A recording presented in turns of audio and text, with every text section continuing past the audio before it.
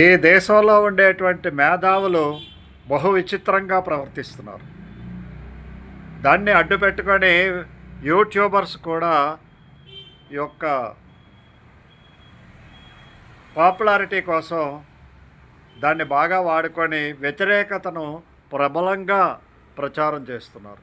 అదేంటంటే BJP, RSS అనుబంధ సంస్థలను విమర్శిస్తే వాడు దేశద్రోహి, హిందూ మతాన్ని వ్యతిరేకిస్తే వాడు దేశద్రోహి, పాకిస్తాన్ గురించి మాట్లాడితే వాడు దేశద్రోహి, ఈ విధంగా ప్రభుత్వ విధానాల గురించి మాట్లాడితే వాడు తీవ్రవాది, ఈ విధమైనటువంటి ముద్ర వేస్తున్నారు అనేటువంటి ప్రచారాన్ని అటు మేధావులు ఈ యొక్క డిబేట్స్లోనూ తెలియజేస్తున్నారు.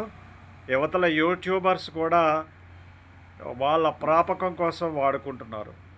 నిజానికి దాన్ని ఎవరూ కూడా అప్రిషియేట్ చేయరు. ఎందుకంటే బీజేపీని వ్యతిరేకిస్తేనే మీరు సపోర్ట్ చేస్తేనే ఎవరికి కావాలి?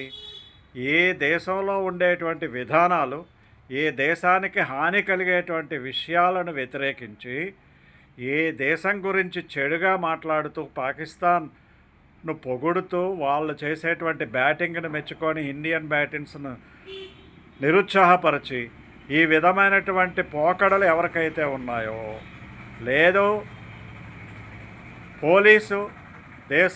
పోలీసులు సమాజ వ్యతిరేకుల కింద చిత్రీకరించి పోలీసులు మనల్ని కొట్టారు కాబట్టి వాళ్ళు సమాజంలో వాళ్ళు ఉండడానికి వీలు లేదు అని వాళ్ళకి వ్యతిరేకంగా పనిచేసేటువంటి వ్యవస్థలు ఏవైతే తీవ్రవాద సంస్థలు ఉన్నాయో, విదేశాల నుండి ఫండ్స్తో తుపాకీ గొట్టాన్ని ఉపయోగించేస్తుంటే సంస్థలు ఏవైతే ఉన్నాయో వాళ్ళు చేసేటువంటి పనులను ప్రతి ఒక్కరూ వ్యతిరేకించాలి. వాళ్ళను తప్పనిసరిగా దేశ వ్యతిరేక శక్తులు అనక ఏమంటారు? కాబట్టి బీజేపీని మీరు వ్యతిరేకించండి, మానేయండి. ఆర్ఎస్ఎస్లో చేరండి, మానేయండి. అది ఎవరికి కావాలి? ఎవరు దాన్ని ఆహ్వానిస్తున్నారు? మీరు బీజేపీకి ఓటు వేయాలి అని ఎవరైనా నిబంధన చేశారా? నిబంధన లేదే. భారతదేశంలో స్వేచ్ఛాయుతమైనటువంటి వాతావరణంలో ఎలక్షన్స్ జరుగుతున్నాయి. సీక్రెట్ బ్యాలెట్ పద్ధతిలో అందరూ కూడా ఓటు వేస్తున్నారు. మీకు ఎవరు కూడా అక్కడ అడగలేదే. మిమ్మల్ని ఎవరూ కూడా వ్యతిరేకంగా ఓటు వేసినటువంటి వాళ్ళని దేశద్రోహాలు అనలేదే.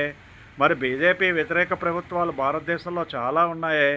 అలాగైతే మన తెలంగాణను తీసుకోండి, కర్ణాటకను తీసుకోండి, హిమాచల్ ప్రదేశ్ని తీసుకోండి, జమ్మూ అండ్ కాశ్మీర్ని తీసుకోండి, కేరళను తీసుకోండి, జార్ఖండ్ని తీసుకోండి. ఇవన్నీ కూడా బీజేపీకి వ్యతిరేకంగానే ఓటు వేశారు. వాళ్ళు బీజేపీకి వ్యతిరేకంగానే గెలుపొందారు. వాళ్ళందరూ దేశద్రోహులు ఎలాగవుతారు? కాబట్టి మీరు చెప్పేటువంటి విధానం తప్పు. మీరు ప్రజలను రెచ్చగొట్టే రీతిలో మాత్రమే ఆ విషయాన్ని వక్రీకరించి మీకు అనుకూలంగా మలుచుకొని దాన్ని చెప్పడానికి ప్రయత్నిస్తున్నారు. అదే నక్సలిజం అంటే, అదే వామపక్షం అంటే, అదే పనికిరాని వాదన అంటే. ఇప్పుడు వామపక్షం పనికిరాదు. రష్యా, చైనా వామపక్ష దేశాలుగా ఉండేటువంటి ఈ దేశాలే మారిపోయి వాళ్ళు ఇప్పుడు కేవలము అభివృద్ధి నడక నడుస్తూ ఉంటే మీరు మళ్ళా వెనక్కి వెళ్ళి ఈ వామపక్ష భావజాలంతో ప్రజలను కన్ఫ్యూజ్ చేయొద్దు.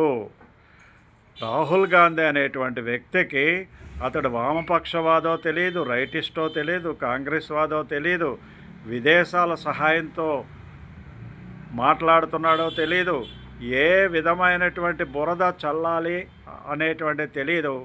ఓన్లీ అతనికి ఉండేటువంటి ఒకే ఒక ఛాన్సు, అతడు రాచరికంలో పుట్టాడు కాబట్టి రాజ్య అధికారాలన్నీ కూడా అతనికి అప్పచెప్పియాలి. అతను తప్ప, వాళ్ళ కుటుంబం తప్ప, కాంగ్రెస్ తప్ప ఎవరూ పరిపాలించడానికి వీల్లేదు. ఇది ప్రజలకు, మేధావులకు, లేదా చదువుకున్న వాళ్ళకు, లేదా భారతదేశాన్ని ప్రేమించేటువంటి వ్యక్తులకు, లేదా హిందూ మతం మీద గౌరవం ఉన్న వ్యక్తులకు అర్థమవుతున్న విషయము. అందువల్లనే అతనికి కొన్ని శక్తులు వ్యతిరేకంగా వాదించడం జరుగుతున్నది. అంత మాత్రం చేత రాహుల్ గాంధీ దేశభక్తుడు కాదు అని ఎవరు అనరు. అతడు దేశాన్ని ప్రేమించినట్లయితే, దేశం హితాన్ని కోరుకున్నట్లయితే దేశ హితం గురించి మాట్లాడాలి. పార్లమెంటులో ఏ ఒక్క అంశం గురించి అయినా మాట్లాడుతున్నప్పుడు మీకు అలాగ అనిపించినట్లయితే తప్పనిసరిగా అభినందనీయులే. జై హింద్, జై భారత్.